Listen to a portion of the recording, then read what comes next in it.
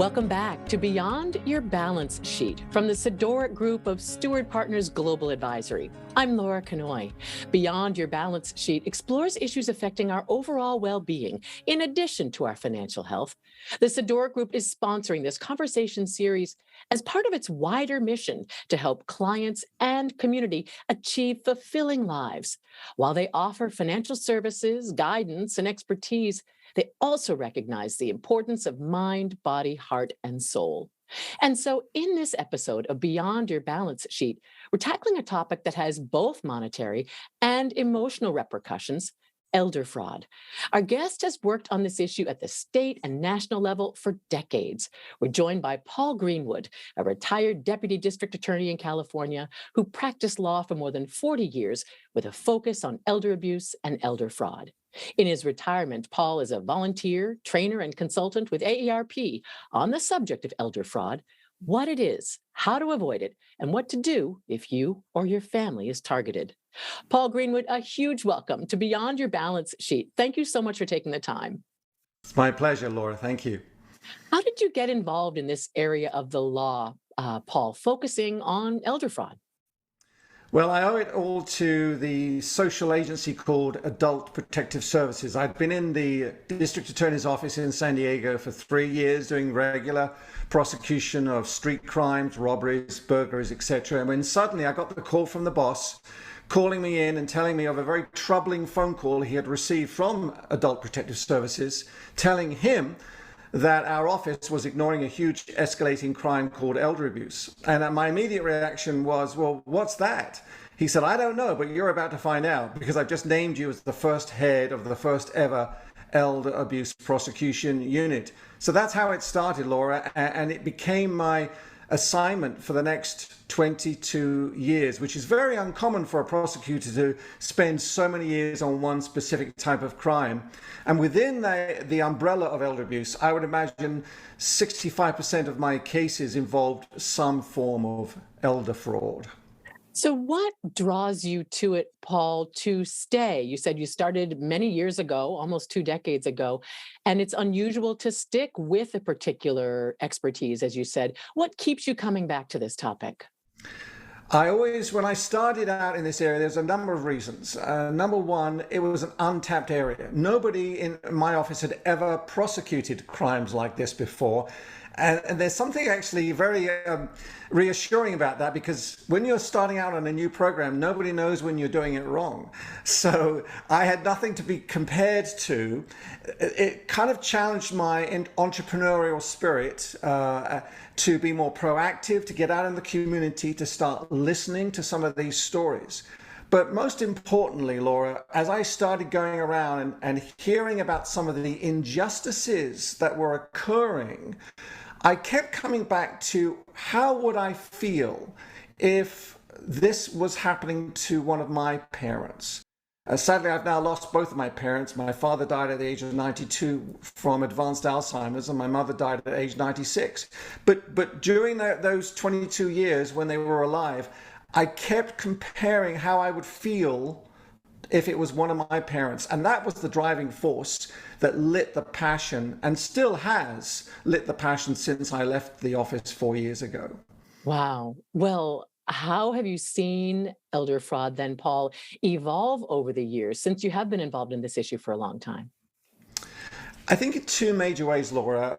Certainly with perpetrators.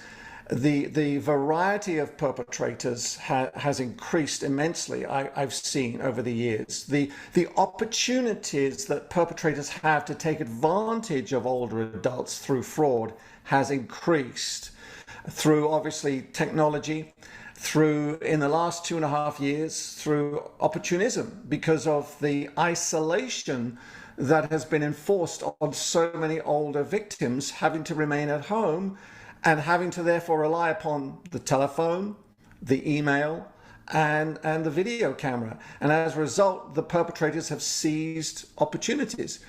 The second area that I've seen a change over the years has been, I think, in the slow but gradual expansion of public awareness of what elder fraud is. You know, when I started out prosecution in 1996, there was still a resistance within law enforcement, within the general community. Well, this is just a family issue. It's just a private issue. It's a civil matter.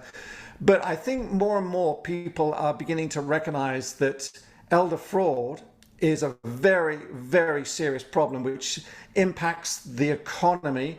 And in fact, some people are calling elder fraud the new crime of the 21st century. It's really interesting what you said about the pandemic increased opportunities because people were isolated and had to reach out through the telephone and through the internet. I had not thought about that, Paul. So it seems like sort of good news, bad news. The bad news is there's more opportunities for elder fraud. The good news is people are paying more attention and taking it more seriously. That's right. And you know, when I started out again in 96, I looked around the landscape of prosecutors, and really I could only find one or two throughout the whole of the United States who knew what I was talking about, who were encouraging me, who were giving me tips. Now, thankfully, we have units throughout the United States dedicated to pursuing predators of elder abuse, and particularly elder fraud. We have lots of resources online. We have lots of training material, and even police departments are now catching up with making sure that their first responder officers are getting trained in this area. So there's some very encouraging signs, but there have to be, Laura, because just demographically, this is the fastest growing segment of our population are the over 85s. And as a result, there's a wider database for potential victims. How often are elder fraud perpetrators actually found and caught, Paul, while we're talking about, prosecution? That's a major problem too, because we don't know. You can look at online and people will say, well, 1 in 25 cases is reported. And I keep thinking, well, how do you know if the other 24 are unreported? How do you know there are 24 if it's unreported? That's part of the problem. I think we're only dealing with the tip of the iceberg. In many cases, for example, the elder victim, once they discover they're a victim of fraud, they're not going to say anything. They're too embarrassed. They're too afraid, potentially, of possible retaliation. They're afraid of losing their independence because they think, mistakenly, that other members of the family or the government is going to swoop in and put them into a safe place to avoid them becoming a victim of financial fraud again. So for many reasons, we just don't have a true handle on how many people are being victimized. What we can do, though, is make people more aware, such as through this podcast today. Wow. So it's an underreported crime, partly because the victim is embarrassed and doesn't want their children to know or law enforcement to know. I'd like to talk about that a little bit more, Paul, because in addition to the financial toll of elder fraud, you're absolutely right. There's an emotional component to this. So what kind of mental, even physical damage can elder fraud cause? Well, it can be huge. From a particularly financial impact, I've had victims who have lost their homes, who've been displaced, who've had to downsize. I've had victims whose utilities have been shut off because they've been unable to meet the bills that have been mounting up because all their life savings have been lost. But on the emotional side, there has been, for example, depression has set in. People lose weight. They lose the energy to keep on with living. In some very extreme cases, we've had victims who've actually taken their own lives rather than face the reality of moving on without their life savings. And really, that's the part that I have tried in my career to explain to judges. They look at a financial exploitation sentencing and they say, well, it's not a violent crime. And I said, but Your Honor, actually, it is a violent crime. It may not involve a stabbing or a gunshot, but it's getting to the heart of this person's welfare, their physical welfare, their mental welfare, and it is destroying lives. And that's why I believe we need to take a tougher approach to dealing with these perpetrators, because the impact can be enormous. Oh, that's so sad. And you've spent much of your career, Paul, not only prosecuting these cases, but also going around the country training law enforcement on how to handle these cases, how they might want to change their mentality around these cases. What's the range of law enforcement responses that you see now, Paul, toward these types of crimes? And it is mixed, Laura. And that's part of the challenge for me. When I do a training with law enforcement, and sometimes it's a mixed audience. You've got adult protective services, you've got other interested parties, but then you've got law enforcement, and typically they all sit in the back. And I can tell straight away that some of them don't want to be there. They were told to be there by their sergeant, and they've got the sports page open in the newspaper. So within the first 5 minutes, it is my challenge that within the first 5 minutes, I get them looking up, folding the newspaper away, and locking in to what I want to share with them. And by the end of the meeting, I hope that I have enabled some of these officers to become energized and determined to go out and look for evidence that will support a prosecution and take one of these perpetrators off the streets. So it really depends from state to state, from county to county. And I think it all starts with who's at the top, the police chief, the appointed or elected sheriff. Do they regard investigation of elder fraud cases as a priority? And many do, and some do not. And as a result, you get a variety of responses. And so sometimes you will get victims and their families very frustrated, saying, I called, I tried to make a police report, but they told me, quote, it was just a civil matter. So I'm guessing one wall people might bump up against is, look, the perpetrator, either A, we can't find them, or B, we think they were in some country far, far away. It didn't happen on our soil. We don't have jurisdiction. Sorry. Those are many of the excuses given. And it's not just, unfortunately, law enforcement. Sometimes prosecutors will use the same excuses to avoid having to get involved. Laura, there's sometimes a misconception that if you get involved in elder fraud investigations, you are getting into a deep hole from which you will never climb out. I'm often told, well, it's so paper intensive and it's going to be time consuming. And besides, Greenwood, look at the age of the victim. She's 94. She's not going to make a reliable witness in the courtroom. These are misconceptions. And so I spend a lot of my post-prosecutorial time now trying to defeat those misconceptions. Because honestly, with over 750 prosecutions in the courtroom, having had the privilege of putting on many, many victims, in the vast majority, Laura, they have such jury and judge appeal. And that's just part of the, if we can overcome that initial resistance to investigation, allow prosecutors to put on a case, honestly, the victims will win the day in so many of these cases. Let's talk about avoiding elder fraud in the first place. I'm sure our audience is thinking, okay, I don't even want to go to that place. So how do I avoid becoming a victim or having a loved one become a victim? You've developed, Paul, a list of top tips for people to avoid elder fraud. Share with us the most important ones, please.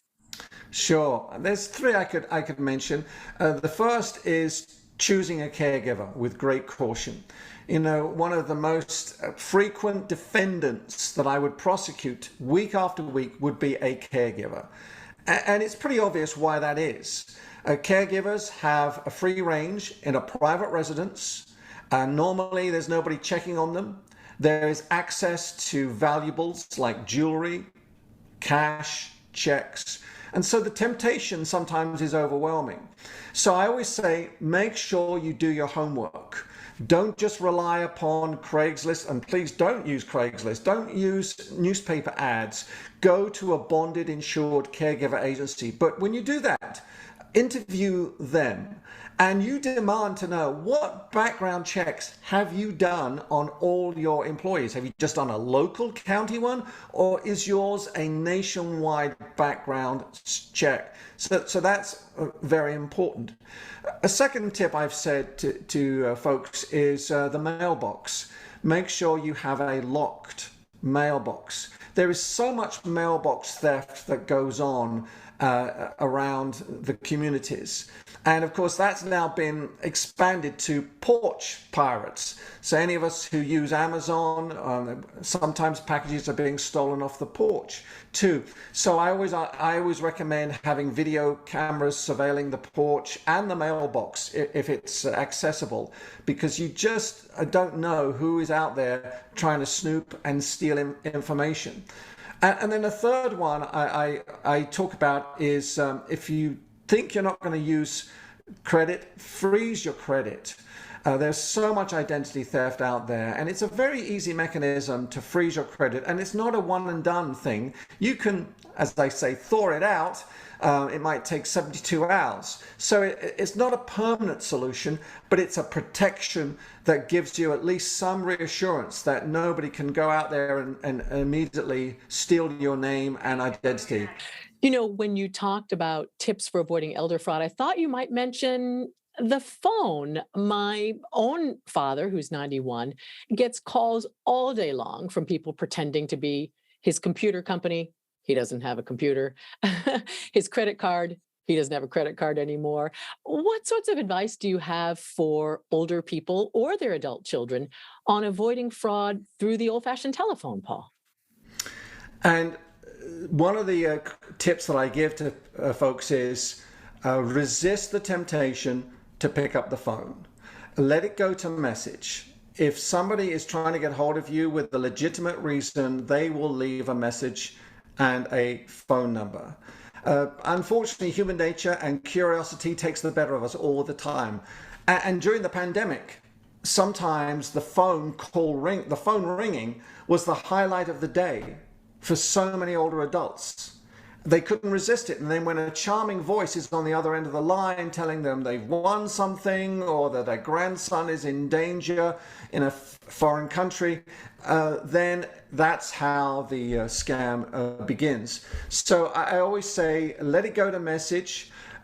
Think about purchasing a what I call an app for a smartphone that actually blocks a lot of bogus rogue phone calls. That is very, very helpful. And there are other resources. You can certainly talk to your phone company about ways in which they can assist with blocking many of these scam phone numbers.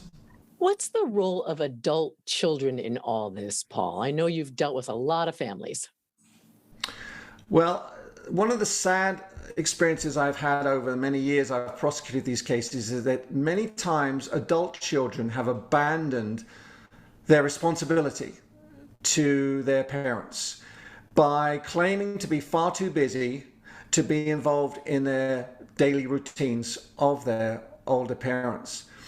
And as I started prosecuting these cases and saw that so often the perpetrator would take advantage of the fact that adult children were not in the parents' lives, it made me much more committed to making sure that I stayed in touch with my widowed mother, who lived 6,000 miles away in England. So every day before I went to work, I would FaceTime with my mother just to reassure myself and to give her that daily connection with me to make sure that she was in good health and nothing untoward had happened. When I would get those phone calls from adult children, I could tell immediately they would be angry. Mr. Greenwood, I understand you prosecute elder fraud. Yes, I do. Well, I want you to go after this person. And then they would tell me the situation. And then I would interrupt them. And I would say, but excuse me, where were you when all this was going on?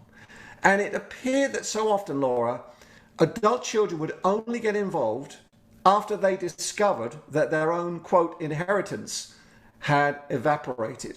So my message to adult children is, if your parents allow you to, stay engaged. If you do not live close to them, be on the phone with them. Do FaceTime video with them if you're able to. And if you know somebody that your parent trusts and that you trust, start a buddy system. Ask that person to maybe pop in once a week just to make sure that everything is okay with that parent. If more children did that, then I can guarantee that the number of elder fraud cases would reduce dramatically. And one final tip, Laura, I urge adult children, when they know that there's going to be a change in their parents' lifestyle, for example, a caregiver is coming into the home for the first time, that adult child should write a letter to the parent's financial institution and say, "Dear sir or madam, I want you to be aware that this change is happening. And as a result, I want you to keep a close eye on my mother's account. Not for my purpose, but for the purpose of my mother, because she's been loyal to you. She's been with your institution for 47 years. You owe it to her to keep a special eye on her. And if you don't, then maybe we'll be coming back to you to seek liability." Now, if you write a letter like that, I guarantee it's going to get noticed. That's interesting. So beyond calling or sending an email, you're saying, Paul, pull out a piece of paper and write an old-fashioned letter to the bank. Exactly. And when I mention a letter, some people go, "A letter? How do I do that? When was the last time I ever wrote a letter?" Where does the stamp go? That's right. People don't write letters. But I know from personal experience, whenever there was an issue in my office with a victim who felt that their case was not being given priority, and they wrote to the elected district attorney, within half an hour, that letter would arrive on my desk. And you know that if the boss sends you that letter, you're going to deal with it. And so that's what is the magic of a letter. Letters can never be ignored. Last question for you, Paul. What's one message that you would really like to leave our audience with about this very important issue? I think the biggest enemy for all of us and the biggest gain for perpetrators is silence. And so I would say to anyone listening and viewing this is, go with your gut. If you see something out of the ordinary involving an older relative, maybe your neighbor, there's a change in their routine, there's a change in their behavior, there is something not quite right. They talk about, for example, "Oh, I've met this new friend online," or you see somebody on their roof that you don't recognize, or doing some work around the house. You see something different that your gut says, "This is not right." Make that phone call to your local adult protective services. And the great thing about that is that unless you are already what is called a mandated reporter, that call will remain confidential, and adult protective services will never disclose to the person that you're concerned about who made the call. So silence is our enemy. Don't stay silent. If you see something, say something. What a treat to talk to you, Paul. Thank you so much for being with us today. We really appreciate it. My pleasure, and thank you for the opportunity to get the word out. It's so important. That's it for this episode of Beyond Your Balance Sheet. In addition to our guest, Paul Greenwood, I'd like to thank our engineer, RJ Perkins, and the Steward group of Steward partners for sponsoring this series. I hope you'll join us for the next episode of Beyond Your Balance Sheet. Keep your eyes on this website for more information. I'm Laura Knoy. Thanks, everyone, for being with us.